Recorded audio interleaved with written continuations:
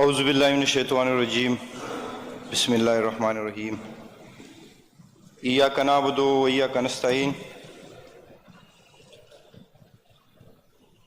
شکریہ جناب سپیکر۔ جناب سپیکر، سارے ادھر ہمارے پارلیمنٹیرینز جس مسئلے پہ بحث کر رہے ہیں میں اس پہ بھی بات کروں گا، لیکن اس سے پہلے چونکہ میں مرجڈ ایریا سے ہوں،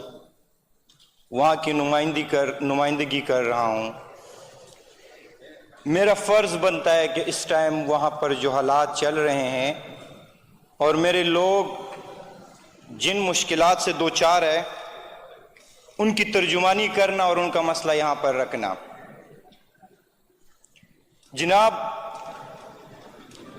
15-20 دن ہو گئے ہیں کہ کچھ ایک نئی لہر دوڑ رہی ہے وہاں پہ مرجڈ ایریاز میں، اور ایک خوف کا نیا ماحول بنایا جا رہا ہے۔ روزانہ کے بنیادوں پر وہاں سے لوگوں کو اٹھایا جا رہا ہے، دو گھر سے فرد، تین ایک خاندان کے فرد، ان کو اٹھایا جا رہا ہے، اور یہ ہر ڈسٹرکٹ کے، ہر تحصیل کے روٹین کے ڈیلی کے معاملات یہ چل رہے ہیں، کیونکہ ہم جب حجرے پہ نکلتے ہیں تو 5-10 شکایات آئے ہوتے ہیں، میرے بھائی، میرے کزن، میرے والد، ان سب کو اٹھایا جاتا ہے۔ جب ہم نے اس کی بیک گراؤنڈ دیکھی تو اس میں سب سے جو بڑی بات ہوتی ہے وہ یہ ہوتی ہے، یہ شکایت ہوتی ہے کہ جناب اس کو طالبان کی کال آئی ہوئی ہے، جناب اس نے فلانے کو کھانا دیا ہوا ہے۔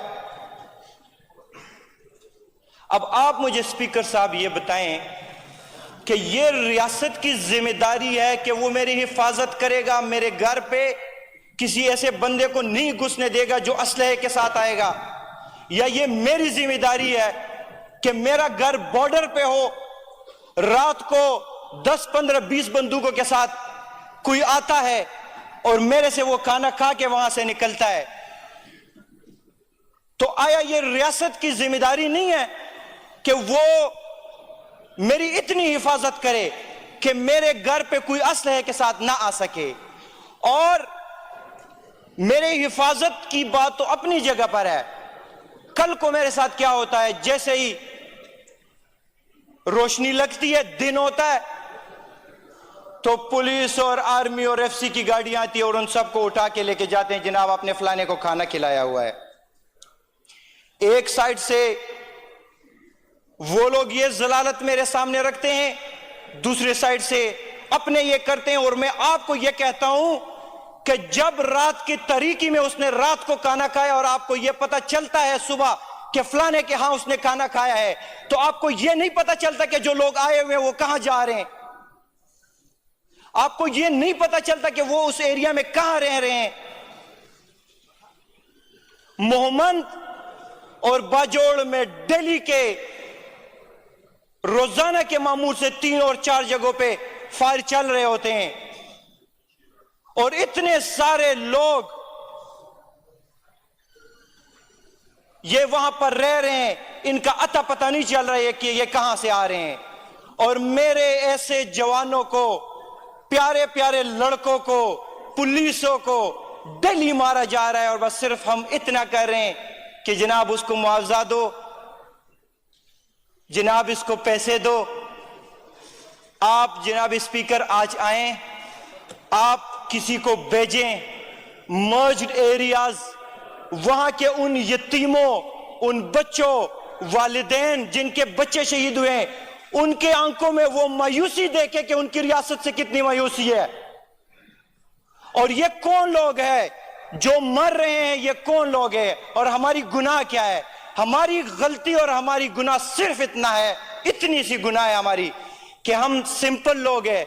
ہم سادہ لوگ ہیں، قبائلوں میں، ایکس مرجڈ ایریاز میں رہنے والے لوگ ہیں، تو ہماری سادگی کو بنیاد بنا کے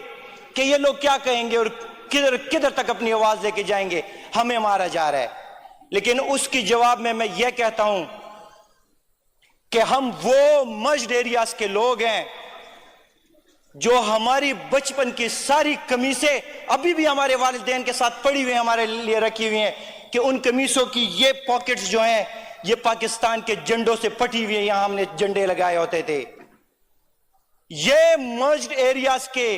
وہ لوگ ہیں کہ ہمارے اسکولوں کے جو فرسٹ اور سیکنڈ کلاس میں ہم ہوتے تھے، ہمارے لیے وہ وردیاں جو ہم نے فوج کی اپنے کلاسوں میں پہن کے فخر کرتے تھے ابھی تک ہمارے لیے گھروں پہ رکھی ہوئی ہیں۔ تو آج مجھے اور میرے اس علاقے کو اس ریاست اور اپنے اداروں سے کتنی مایوسی ہوگی کہ اگر آپ کو کوئی نہ مانے، آپ سے نفرت کرے، وہ تو اپنی جگہ پہ بات ہے، لیکن اگر میری اتنی محبت کے باوجود آج میری یہ حالت ہے تو اس کا ذمہ دار کون ہے؟ کل کو میرے ان یتیموں کو اور اپنے خدا کو کیا جواب دو گے؟ وہ کہتے ہیں کہ کعبہ کس منہ سے جاؤ گے غالب، شرم تجھ کو مگر نہیں آتی۔ جناب، میں یہ ریکویسٹ کرتا ہوں کہ یہ جو ماحول بنائے جا رہے ہیں مرجڈ ایریاز کے حوالے سے، میں صرف اتنا کہوں گا کہ ہمارے برداشت کی یہ باتیں اور نہیں ہیں۔ اگر کسی کو بتے کی کال آ رہی ہے تو جس کو کال آ رہی ہے اس کو نہ اٹھائیں، جو کال کر رہے ہیں اس کا سراغ ڈھونڈے۔ اگر کوئی کسی کے ہاں زبردستی کھانا کھا رہا ہے تو کھانے والے کو نہ اٹھائیں، جناب جا کے جو زبردستی کھانا کھا رہے اس کو اٹھائیں۔ اگر کوئی میرے کاروباری شخصیتوں سے بتہ لے رہا ہے، آپ یہ دیکھ لیجئے کہ میں نے اگر اتنی محنتوں سے یا میرے فیملی نے اتنی محنتوں سے پیسے کمائے ہیں تو وہ اتنا فارغ بندہ ہوگا کہ وہ لوگوں کو بتے دے۔ بتے کا نام ہی یہ ہے کہ وہ زبردستی لیا جائے گا۔ آپ مجھے نہ اٹھائیں، اگر میں بتہ نہیں لیتا ہوں، ادھر پشاور کے گلیوں میں میری لاش پڑی ہوتی ہے، کسی ایک کو نہیں پکڑا گیا کہ اس بندے کو بتے کی بنا پہ مارا گیا ہے اور جس نے مارا ہے اس کو کھلے عام لٹکایا گیا ہو، تو تب جا کے میں بتہ نہ دوں۔ جب ریاست میری ذمہ داری نہیں لے رہا تو وہاں کے لوگ بتہ کیسے نہیں دیں گے؟ لہٰذا حالات کے حوالے سے تو میری یہ لاسٹ بات ہوگی کہ سب سے درخواست ہے، امن ضروری ہے، امن رہنے کے لیے ضروری ہے، زندہ رہنے کے لیے، سیاست کے لیے، ہر چیز کے لیے سب سے پہلے یہ امن ہے۔ اس کے بعد جناب جو ڈسکشن چل رہی ہے نیشنل اسمبلی کے حوالے سے، جو اس دن وہاں پہ واقعہ ہوا ہے، میں یہ کہوں گا کل کی نیوز کسی نے دیکھی ہوگی نہیں دیکھی ہوگی، اسپیکر صاحب کیا آئینہ ہم دکھا رہے ہیں باہر دنیا کو اپنے پاکستان کا، کہ 10 تانوں کی پولیس 10 MNAs کو واپس ہتھکڑی ڈال کے عدالت کے بعد اس کو 10 گاڑیوں میں بٹھا کے الگ الگ تانوں لے کے جا رہے تھے۔ کتنے افسوس کی بات ہے۔ اور اگر کوئی یہ کہتا ہے کہ I am custodian of the house، تو وہ یہ بھی دیکھے جو کل اس نے وضاحت دی ہے، اس وضاحت سے کام نہیں چلتا۔ میں اس ایوان میں بیٹھا ہوا ہوں، ادھر کوئی کسٹوڈین آف دی ہاؤس اگر اسپیکر صاحب آپ ہیں، ہم آپ کی فیملی ہے، اور فیملی کی ذمہ داری گھر کا وہ مرد لیتا ہے جو اپنے آپ میں یہ تڑ دیکھتا ہے کہ میں اپنے فیملی کے ہر ممبر کی حفاظت کر سکتا ہوں، نہیں تو کم سے کم وہ اتنا کر سکتا ہے کہ اگر میری فیملی کے کسی ممبر پہ آپ اتنی بے حیائی سے ہاتھ ڈالتے ہیں تو کم سے کم وہ اپنا استعفیٰ دے سکتا ہے۔ کیوں؟ کیونکہ میں اگر ادھر MP بنا ہوا ہوں، ادھر میں آیا ہوں اور مجھ پہ یہ لیبل لگا ہوا ہے، تو یہ میں اپنی عزت اور رسپیکٹ کے لیے آیا ہوں ادھر، اس کے لیے نہیں آیا ہوں کہ میں ادھر سے میری کوئی کسی بھی طریقے کی بے عزتی کرے اور میں صرف پیسے کما کے ادھر سے نکل جاؤں۔ ادھر ہم اپنے رسپیکٹ کے لیے آتے ہیں، لہذا جو ادھر واقعہ ہوا ہے میں پرزور الفاظ میں اس کی مذمت کرتا ہوں، اور اس کے ساتھ میں یہ بھی کہتا ہوں کہ جو ہمارے ادارے اور فوج اور سارے کہہ رہے ہیں کہ ہماری مداخلت نہیں ہے سیاست میں، تو ان کی یہ بات بالکل بجا ہے، کیونکہ مداخلت تو ہم سارے بیچارے کر رہے ہیں جو ادھر ایم پی ایس وغیرہ کے، باقی تو سیاست ہی آپ ساری کر رہے ہیں، مداخلت ہم کر رہے ہیں توڑی توڑی سی، باقی سیاست سارا آپ کا کام ہے۔ اگر آپ بیوروکریسی اور سیاستدانوں کو یوں ڈکٹیٹ کریں گے تو میں یقین کے ساتھ آپ کو یہ کہتا ہوں کہ یہ ملک نہیں بننے والا۔ یہی معاملات چل رہے ہوں گے جو ابھی چل رہے ہیں۔ وہ 10 ایم این ایز جو کل لے کے جائے جا رہے تھے الگ الگ تانوں میں، ان کی صرف اور صرف ایک غلطی تھی کہ انہوں نے ایک کامیاب جلسہ کیا ہوا تھا۔ جناب، آپ اگر ابھی بھی یہ ہتھ کنڈے اس لیے استعمال کر رہے ہیں کہ ہم عمران خان کو کمزور بنا دیں گے، وہ جناب عمران خان ایک برانڈ بن چکا ہے، وہ پہنچ سے بہت دور نکل چکا ہے۔ وہ اگر آپ اس کی ورث آج دیکھنا چاہتے ہیں، کوئی بھی عمران خان کا ورث دیکھنا چاہتا ہے، تو میں صرف اتنا کہتا ہوں کہ آج اعلان کر دے صبح کے لیے کہ جس نے اپنے مرشد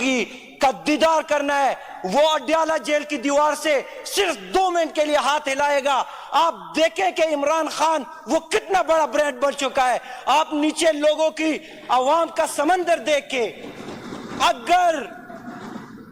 اگر عوام کا سمندر دیکھ کے سب کی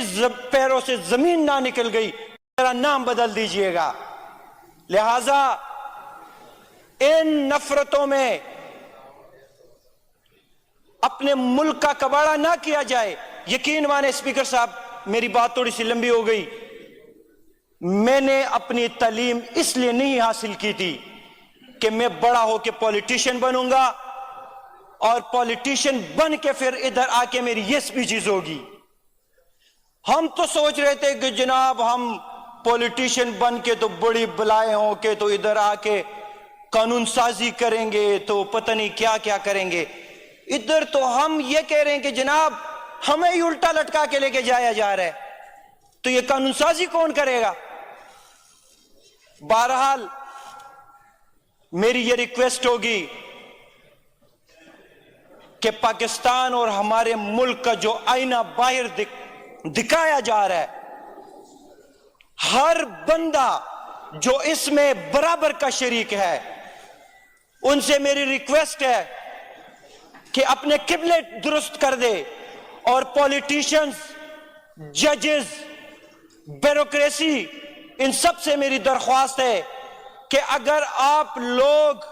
اپنی ورث نہیں جاننا چاہتے یا جاننے کی کوشش نہیں کرنا چاہتے، تو کم سے کم ان ہر چیزوں سے استعفیٰ دے کے یہ سارا سب کچھ ان کے حوالے چھوڑ دیجئے، تاکہ وہ کھلے عام تو سب کچھ کریں۔ لہذا میری ریکویسٹ ہوگی کہ ابھی لاہور کا ہمارا جلسہ اناؤنس ہوا ہے، اگر کوئی یہ کہتا ہے کہ لاہور میں ہم جلسہ نہیں کرنے دیں گے، اگر کوئی یہ کہتا ہے کہ ہم ان کو لاہور آنے نہیں دیں گے، تو جناب اس کے پھر بہت زیادہ آئینے ہو سکتے ہیں۔ وہ نفرت کی زبان میں استعمال نہیں کرنا چاہتا۔ پھر یہ بھی ایک صوبہ ہے، پھر ادھر کے لوگوں کی بھی ایک ورث ہے۔ ہمارا جلسہ ہے، اس میں اگر کسی نے رکاوٹ ڈالی تو پھر یہ گلے نہیں کریں گے کہ آپ لوگوں نے یہ زبان استعمال کی ہے، آپ لوگوں نے یہ زبان استعمال کی ہے۔ آپ مجھے یہ بتائیں، ہماری لیڈیز نہیں تھی جو صرف اس لیے لوگوں کی بہنوں اور مائیوں کو اٹھایا جا رہا تھا کہ آپ جناب عمران خان کی پارٹی کو چھوڑ کے، جی صرف اتنی سی بات تھی کہ آپ پارٹی چھوڑ دیں، نہیں تو آپ کی جو ہے نا لیڈیز کو اٹھایا جائے گا۔ میں اسپیکر صاحب، ایک میرا بہت قریب کا دوست ہے، بہت اچھی اس کے ساتھ میری انڈرسٹینڈنگ ہے، یقین مانے وہ عمران خان اور پی ٹی آئی کا جیالہ تھا۔ وہ جناب اسپیکر اس کو اٹھایا گیا، اس سے زبردستی بیان دلوایا گیا، جب وہ واپس آیا اس نے تردید کی, دوبارہ سے صبح اس نے پارٹی چھوڑنے کا اعلان کیا. تو جب میں نے اس سے رابطہ کیا, یقین مانے اس کے الفاظ یہ تھے کہ میری 3 بیٹیاں ہیں, ان کی تصویریں مجھے سینڈ کیے جاتی تھی. کتنی شرم کی بات ہے یہ. آپ میرے باقی دوست سارے ماشاءاللہ, ہر ہمارا بندہ اس بات پہ بولنا چاہتا ہے. سارے دوستوں سے میری ایک ریکویسٹ ہے, میں نے بات اس لیے بھی لمبی کی کہ آپ لوگ تو کم سے کم عصر کے بعد اپنے حلقوں میں جا سکتے ہیں. ہمارا ماحول ایسے بنا ہوا ہے کہ عصر کے بعد ہم حلقوں میں بھی نہیں جا پاتے. آخری اپنے شعر کے ساتھ میں وائنڈ اپ کرتا ہوں. مغل نیم چد زخم سب جاڑم, انتقام پپرہرن کران غاڑم, زپختن چکل خشم دمشم, د زری حساب بدر نغواڑم. تھینک یو جناب.